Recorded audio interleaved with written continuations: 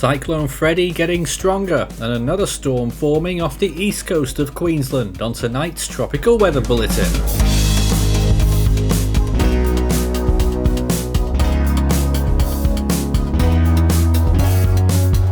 And now the latest around the wide world of tropics. Tropical weather bulletin for February 8th. Freddy is the star attraction on tonight's tropical weather bulletin, a category 2 on the Saffir-Simpson scale, at least category 3 on the Australian scale right now, and the 6th storm to form so far in 2023. It's been a sluggish start, but Freddy being one of the strongest storms to form so far this year. 113 days until Atlantic hurricane season. There's not much happening here, no areas of interest, but a very pretty looking extratropical cyclone sweeping up the Canadian Maritimes and will head on northwards towards Greenland after that. So into the interesting areas, 90% chance on this area of interest in the Coral Sea, and that's likely to develop into a tropical cyclone very shortly now, a broad one, and could be a very powerful one later on for New Zealand actually, but we'll talk about that in a moment. Freddy there on the west side of Australia, category 2, that's on the Saffir-Simpson scale, with winds of around 100-105 miles per hour. And a 60% chance further towards the west there, another system that's further out to sea, and both of those will move in unison generally towards the west to west-southwest.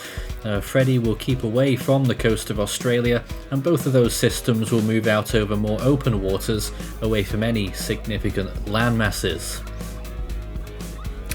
And that's why we're code unclassified right now. There's no alert status. Satellite imagery looking across the world, look out for any red zones showing high concentrations of rainfall that could cause flooding if it's over land areas. Looks like a little bit over Madagascar there and parts of Indonesia, maybe one or two spots in Australia as well, but nothing from any of the tropical cyclones. Here is the latest satellite imagery of Freddy, enhanced infrared imagery showing it's quite a small storm, compact and heavily sheared on the eastern side there. You can see very jagged cloud edges, significant giveaway artifact of high wind shear, particularly on the eastern side, but curving round towards the south as well, which has been impeding the storm's development. Still looking decent, no clear eye visible from satellite, but there's definitely going to be one in there, and very high amounts of convection, partially due to that wind shear, extending in some places into the -90s. Here it is once again into the visible imagery into the early hours of this morning local time, and you can see off the coast, off the eastern side, a large gulf of water visible there as there's very little cloud. On the east side of Australia you can see that other big sprawling system, you could say, that's on the cusp of becoming a tropical cyclone. It's got that centre of circulation now on visible satellite imagery. We're just waiting for the convective pattern to consolidate, and I think that's going to happen very soon now. Sea surface temperatures across the world look like this. We're looking for temperatures of 80 degrees Fahrenheit or higher for decent conditions. That's 26 degrees Celsius, and you can see that on both of those scales. And you can see there the Eastern Pacific and the Caribbean looking okay, 26 degrees, but a long way until we get systems that can contend with that in the hurricane season yet to come. The Arabian Sea, 25 degrees generally, and down into the southwest Indian Ocean. We are entering the peak months in the southern hemisphere, particularly for sea surface temperatures, and we're looking there easily 28 Celsius in the areas that matter, up to 29 possibly off the eastern coast of Madagascar. Out further east over there, still pushing 28, but not quite as warm in the eastern Indian Ocean. Looking towards the north there, the Bay of Bengal, temperatures looking okay generally, and then the really warm temperatures off the west coast of Australia, pushing 30 degrees Celsius quite comfortably. Same too for the Gulf of Carpentaria, and 29 degrees, quite commonplace, off the coast of northern Queensland, down to 27 near the Whitsunday Islands. Further out to sea over the South Pacific, still looking at 27-28 degrees Celsius around Fiji, and up in the Western Pacific there looking good too, 28 degrees at the lower tropical zone, and in the South China Sea, the eastern area, obviously better as usual. You can see here it's quite a mixed bag actually as to which areas are below and above average. Indian Ocean is quite mixed, Western Pacific generally above, South Pacific is generally above as well, Coral Sea less so than the Fiji region, and the La Nina is still quite clear to see, although look at the Nino 3.4 region in the eastern part near the Galapagos Islands, now into the positives. That's a real sign that we're seeing the latter days here of this La Nina event. Oceanic heat content looking good down towards Vanuatu and Fiji, and in the northern area as well, still holding on to good conditions near Guam and the Mariana Islands, which have held on for a month or so since it randomly spurred up again. Usually you'd see that much later on in the year.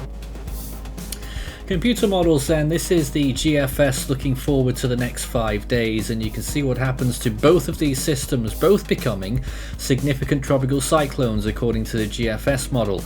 Now, it's not set in stone on the western system. Model consensus has been fluctuating a bit recently, possibly because it's battling with another system further towards the west. But certainly for Freddy, the seas forward ahead of it are looking pretty clear, and it's going to be looking decent for good intensification, or at least maintaining its intensity for a good while.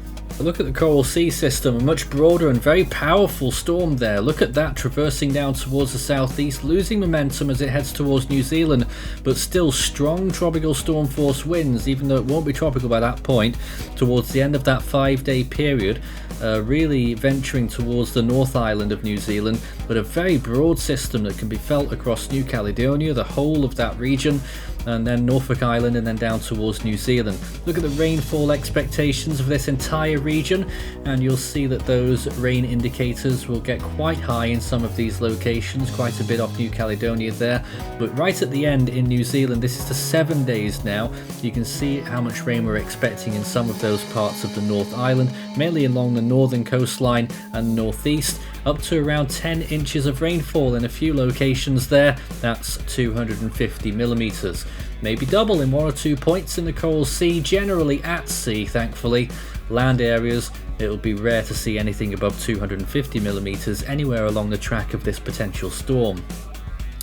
Also not tropical cyclone related, but generally monsoonal patterns over northern Australia could deliver up to 20 inches 500 millimeters of rain around the eastern coastline of the Gulf of Carpentaria.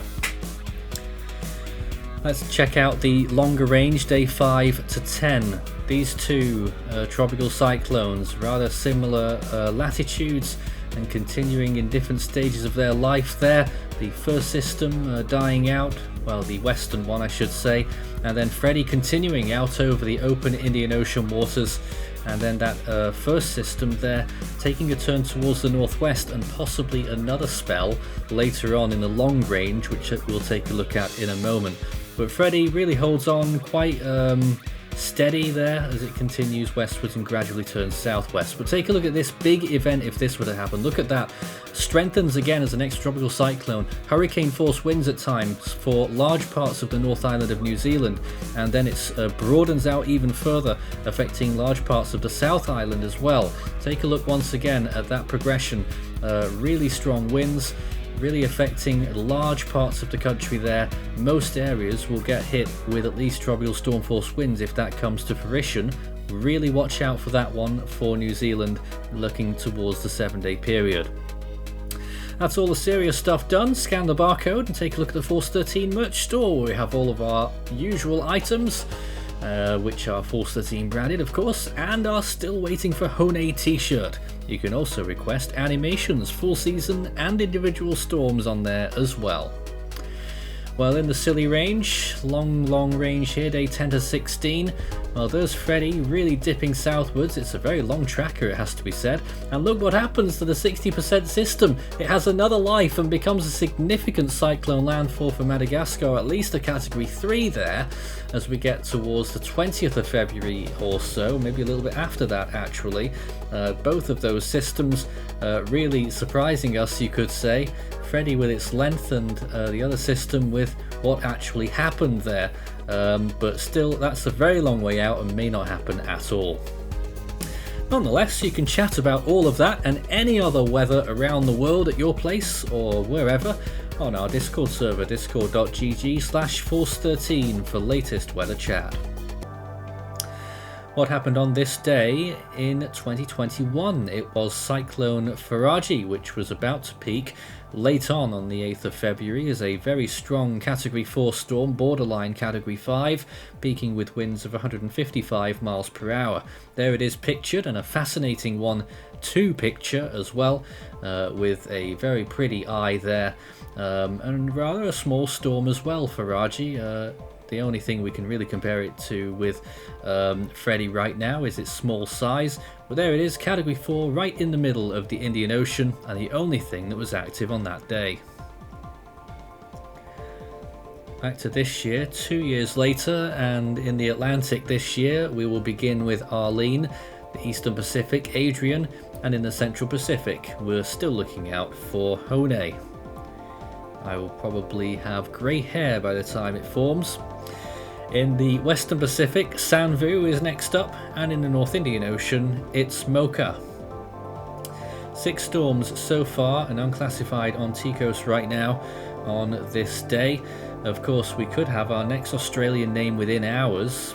Could be very shortly after my update here. The next name is Gabrielle, and if that does form next, Herman will follow that. The Southwest Indian Ocean, Dingani, and the South Pacific, it's Judy. That's all from tonight's Tropical Weather Bulletin. We'll be back again tomorrow night.